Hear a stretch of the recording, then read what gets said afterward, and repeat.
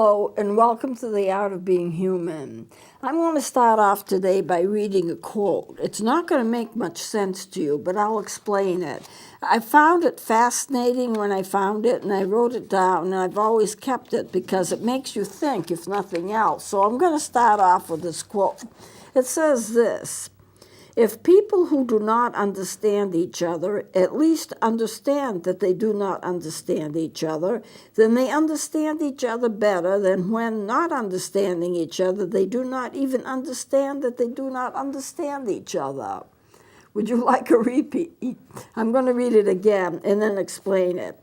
If people who do not understand each other at least understand that they do not understand each other, then they understand each other better than when, not understanding each other, they do not even understand that they do not understand each other. So what does it mean? Well, I'm going to interpret it. If you don't understand another person, but you realize that you don't understand them, then you probably have a better understanding of them than if you don't realize that you don't understand them, and you just assume that you do. So you make your judgments about them based on what you think of them because you think you understand them, but you really don't understand them. You need to understand that understanding isn't necessarily incorporated in us as individuals. Now, I may have succeeded in making that more confusing than ever, but I'm trying to make you understand that if you don't understand each other, but you realize that you don't, then you understand more than if you thought you had good understanding, but you don't have good understanding. One of the problems that we have in today's world is nobody really fully understands each other, and they need to realize that, and that's not a bad thing. I don't understand where everybody's coming from. We've already said that psychology is a study of behavior, observable behavior, and then you make inferences about a person just from watching their behavior, and your inferences still may not be right, but they are a lot more right if you base them on what you see than what you think that a person is going through.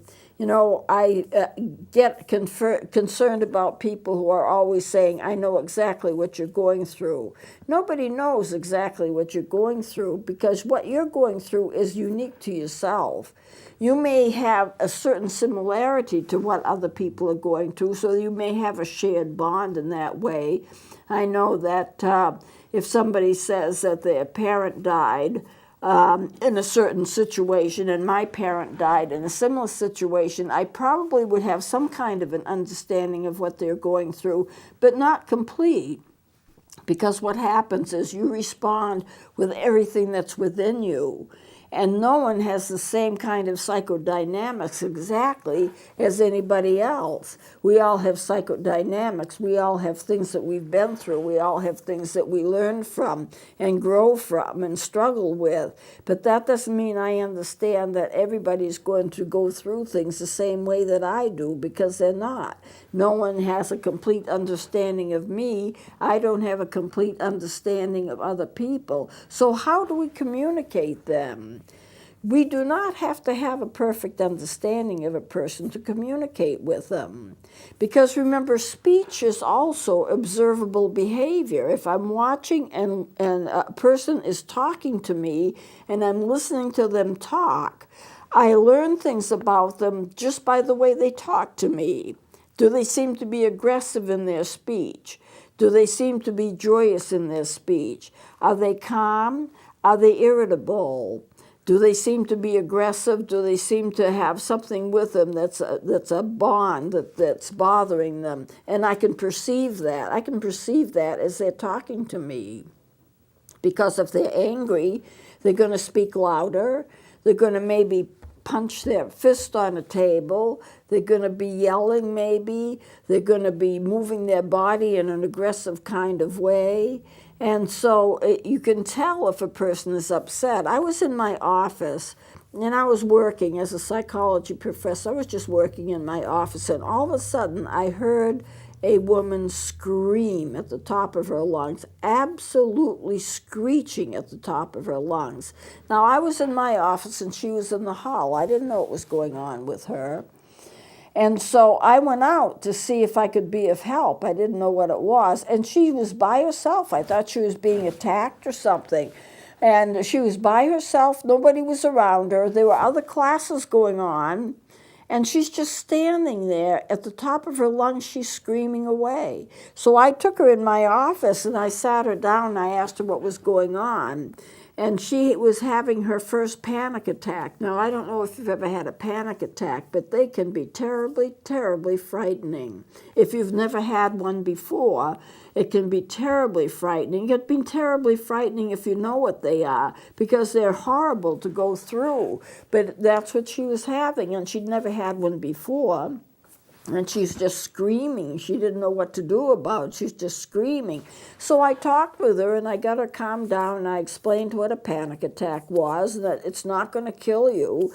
You know, some people are afraid they're going to die in a panic attack because the symptoms are so severe. The fear is just unbelievable. And they're just afraid they're going to pass out and die.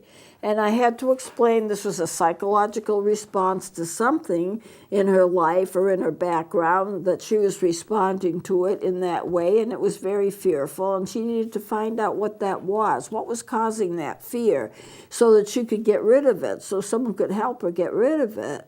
You know, it was very important that she do that, but it wasn't going to kill her.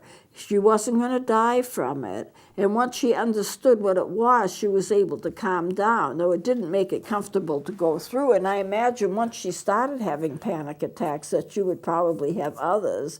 It's not something you usually get once. It sets a pattern and you have others. But at any rate, at least I was able to help her in that regard. Had she not screamed, had she not yelled at the top of her voice, I would not have known that she was suffering any panic if she had just clenched her fist and you know, shut her mouth and squeezed her lips together so she couldn't make any sounds and handled it that way. I wouldn't even have known that she was in the hall. Or she could have walked by and I could have said, well, how are you today? I always talk to the students as they were around. She could have said, well, I'm a little nervous or something. I wouldn't have thought that much of it. But the fact is, she behaved in a way that I could recognize that it was a very, very deep problem. And I was able to help her with it. So, you know, you can't judge other people and what they're going through. They may be suffering terribly, but they may not say. And if they don't say, then you don't know, because psychology is a study of observable behavior. But speech is observable behavior. So if they're talking to you, you say, I'm just so nervous, I can hardly take it. You know, I'm just so nervous. Then that's behavior. You know where they are because they basically have told you. So what I wanted just to review, what I did from the last session and this session today, there's no symptom without a cause. Every symptom that you have has a cause. There's no such thing as a symptom and nothing caused it. It just came in out of the blue. That's what some psychological symptoms will feel like. They'll feel like suddenly something's happened to you and it just came in out of the blue, but that's not the case. There's always a cause. And you react to symptoms with fear, anxiety, and the fear that it's going to come back. One of the fears that girl would have would be she would fear that the anxiety attack would come back or the panic attack would come back. And it probably would. Under certain circumstances, it probably would. The anxiety symptoms become your reality, and where you have anxiety about a certain thing, you view the world through that anxiety. If I was a very nervous person, and I'm not, but if I was a very nervous person and my nervousness was getting to me and I was really shaking about something, I would look at everything through my symptoms. I'm nervous today, and I'm just making this up because I'm not nervous today, but I have to make that clear. But if I said I'm nervous today, so everything I do, I am afraid of. I'm afraid it's not going to work. I'm afraid it's going to be the wrong thing to do. I'm afraid I'm going to get into trouble, or whatever the fears happen to be. And you look through your fears and you look through your anxieties as if that's your reality, and in a way it is. Now, truth is, some of those anxieties and fears may have come from long ago when you had a problem that wasn't resolved, but because it wasn't resolved, you still have symptoms of it. And it could be something from long ago, but the present symptoms are what you're dealing with. You're dealing with the present symptoms, even though the problem may have been in the past. So therefore, you're looking through those symptoms, and those symptoms feel so real. They feel like they're present symptoms, not just the vestiges of an old problem somewhere. And you can't tell anyway if you're going through symptoms and you don't know what to connect them with. You don't know whether it's an old problem that's resurfaced or a new problem that's presenting itself. You can't tell that. But the fact is you're having symptoms, so you view your whole world through the symptoms that you have. And that's not good, because that taints your whole world, and then you become fearful. What if it happens again? I had this panic attack in the morning. It's in the afternoon. I'm okay. I'm over the panic attack. But what if it comes again? And you build up this fear of this returning symptom that you have every so often, and that's a problem. So the anxiety symptoms become your reality, and it's what you live with. And you wish to stop the symptoms because you don't know maybe what the original events were that caused it, and you seek treatment to stop the symptoms. So people come to counseling describing their fears, but they don't remember the cause of their fears. And I've already alluded to this in the segment that I just finished. Your fears may be realistic or they may not be realistic. You may be fearful of something that doesn't make a lot of sense to most people. Most people wouldn't be afraid. I talked to you about the girl who couldn't go downstairs. She could go upstairs, but she couldn't go downstairs because she saw her father plane crash, and he died in the crash. That's very symbolic to her. That's very real to her. When she got to the top of the steps, and she went through her class and she had to go down, she just couldn't do it because the fear was too great. Until she had somebody, and that somebody just happened to be me, to help her explain what it was that she might be afraid of. When you get to know what your fears come from, where your fears come from, what happened, it's going to help alleviate your fears. An understanding of it is going to help alleviate your fears. Is it going to cure you? Well, it may or it may not. May still be some remains of that, because you have to kind of internalize it and work with it, so the fear may not immediately be over with. It is possible, unfortunately, to understand your fears, but not be over your fears, because the understanding doesn't do enough to cure it.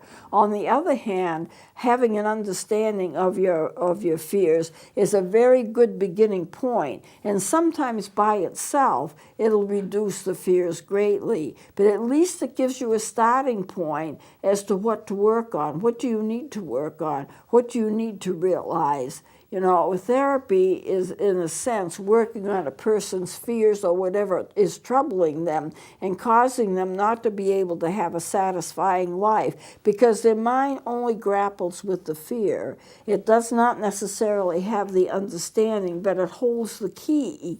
It holds a key because something that happened to you is in your mind and you're remembering it, and that's why you're having the problem with it. Even though you may not have a conscious understanding of what it was, it's still there, and the brain is giving off symptoms saying basically pay attention to it, because you're being bothered by it and you need to pay attention to it. So your fears may not be realistic, but because they can become symbolic. Supposing that I was bitten by a dog and therefore I had a fear of dogs. Well, then, if I didn't realize this could have been like when I was very young, I could have gotten bitten by a dog, and so therefore I fear dogs as an adult. But that fear can spread to other areas. Now I'm afraid of cats because they have 4 legs, just like dogs do.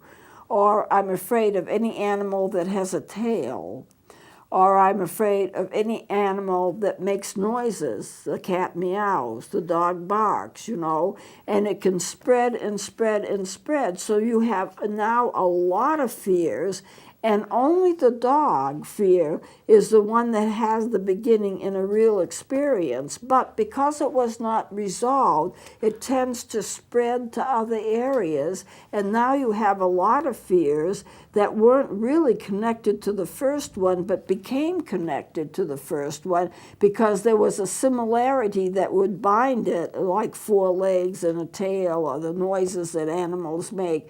And then you have a lot more fears than you started with. I read an interesting comment. I wished I could remember and write it down, but you start off with a match, and a match causes a fire. And then the fire spreads and spreads and spreads, and it's a much bigger fire. But by that time, the problem isn't the match anymore. The problem is all of the massive fire that has come out of that match. And so therefore fears do spread. So we tend to fear the worst. We tend to fear what's the worst that can happen. We tend to fear it. Okay, so I have a headache. Is it a headache? Or is it a brain tumor? Some people just create fear as they go along. Okay, so I have a stomach ache. Is it because I have an ulcer, or did I eat too much for lunch? I mean, it could be anything. And so what we try to do is we self-diagnose. And then we become convinced, I've got to have an ulcer. It's a peptic ulcer. The pain is very great. It may be nothing more than too much for lunch, but you don't know that. You create your reality. You try to explain away the symptoms that you have. And sometimes you lessen the symptoms, and so you kind of invalidate them. Other times you expand on them, and it gets worse and worse and worse. I don't know how many people, they have a problem, they go to the doctor, and they're terrified of what the doctor's going to tell them. And they shouldn't be, because when the doctor says, oh, this is all it is, you'll be over it in a week, then you can heave a sigh of relief because it wasn't as bad as you thought it was. But you don't really want to live your life constantly second-guessing your symptoms, where they came from and how to treat them. And the worst part is that people start to self-diagnose themselves, and then they also start to self-medicate. And when they get to self-medicate, what do?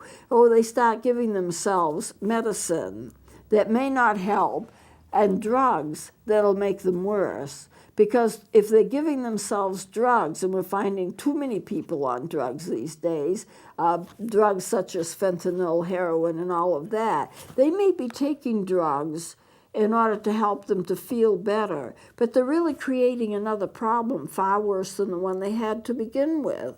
Because even if the drug helps you to feel better in the moment, then as you take more and more of it, you're going to get hooked on it, and then you can't get off from the drug. You cannot will your way off from the drug, because your symptoms of withdrawal are so bad that you have to keep taking the drug so that you don't suffer the withdrawal symptoms. And people will tell you, I'm taking the drug so that I don't get sick. Because if I don't have this drug every 6 hours, every 4 hours, then I'm going to get sick, and I can't stand the sickness. The withdrawal symptoms are too much, so I'm taking the drug to postpone the withdrawal symptoms. And so you have created a monster problem, where if you had just gone and resolved the original problem, it would have been over and done with. So I urge you, and I guess I'll close with this because I don't have too much time left. If you have a problem, deal with the problem. Don't be afraid to deal with the problem. It may be painful for the moment, but once you're finished dealing with it, it's not going to haunt you. You may remember it. That's all right. We have memories. But it isn't necessarily going to haunt you. And you're not going to have to be paralyzed by your fear of whatever it is that you're afraid of. You don't have to be haunted in that kind of way. But in order to stop the symptoms, you have to face what it was to begin with. And you have to find out what that is. You may know, but you may not know. And it's wise to seek the help that you need in order to be able to get over this, so you live a life of peace and joy, and you're not haunted by symptoms that you don't want, and nobody wants you to have them either. So I'm going to close it here, and we're going to continue with this kind of thing as a review of psychology next time. So please join me then.